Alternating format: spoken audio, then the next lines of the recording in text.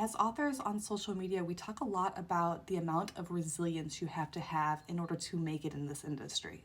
We tell a lot of aspiring authors that you have to have thick skin if you want to make it. And I think a lot of the times when we talk about being resilient or having thick-skinned, we're talking about the process of rejection. We're talking about being in the querying trenches, looking for an agent, being on the submission process, trying to get a publisher to be interested in our work, trying to find readers to buy our work. And we don't talk a lot about how just the process of writing, just wanting to be a writer, wanting to be an author, requires resilience outside of the industry itself. Because the truth is, being a writer is a very isolating and a very lonely occupation and hobby. And not everybody is going to support your decision to try and be a published author. I've been writing my entire life. Being an author was a dream that I had since childhood, but I also grew up in one of those families that on one hand said, you can be anything you want to be. You're super smart, you're super capable, you're very creative, whatever you want to be, lawyer, doctor, teacher, engineer, astronaut, author, you can do it. But on the other side, they were also like, yeah, but you need to get a job that's going to actually pay for your life. Being a writer, that's not a guarantee. So growing up, I always felt this kind of mixed support from my close family members. It was like support with conditions. Yes, we will support you in your creative endeavors, but you should also be successful doing something else because you are so capable of doing anything like we told you you could do. And then growing up in this really capitalistic society where everybody is telling you, yes, follow your dream, do whatever you want to do, but on the same side, you are going to be judged for the career choices you make.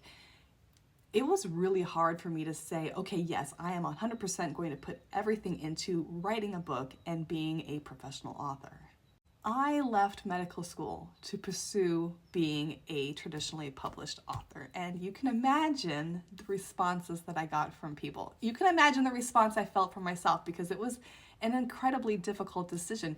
Here was a very reliable, sturdy career path that is respected and considered successful by most everybody in society. And on the other hand, I walked away from it in order to pursue writing a book with absolutely no guarantee that that book was going to get published.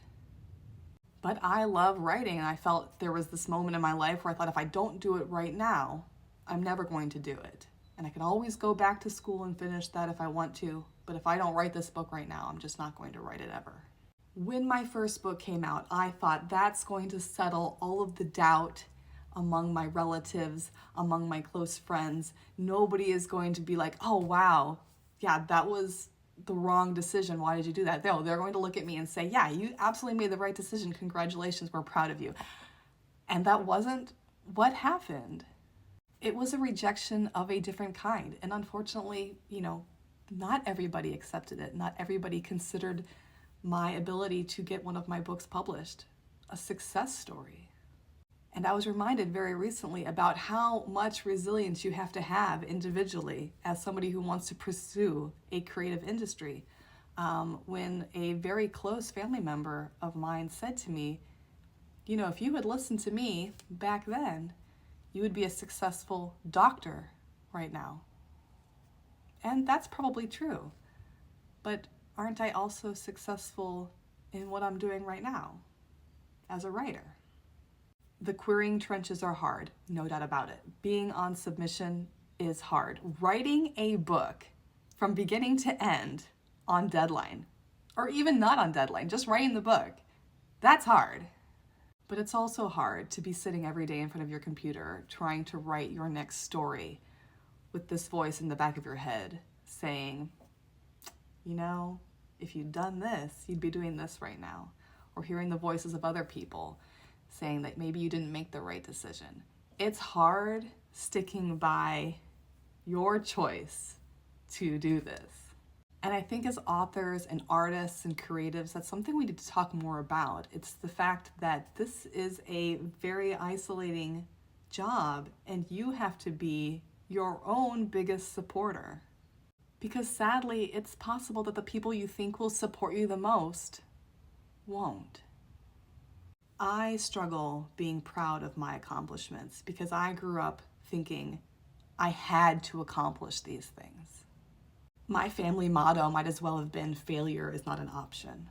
And unfortunately, that has sometimes made me feel like my successes, the things I have done, the things I have accomplished, were all kind of failures. And I think this feeling goes a little bit beyond imposter syndrome because it's not just your own belief in your own inability to do something, but it's that voice of somebody else in your head saying that you can't do it, or that you shouldn't have done it, or that you would have been better doing something else. And maybe that doesn't happen with all authors, but I do think it happens a lot, and I do think it is something that we should talk about more.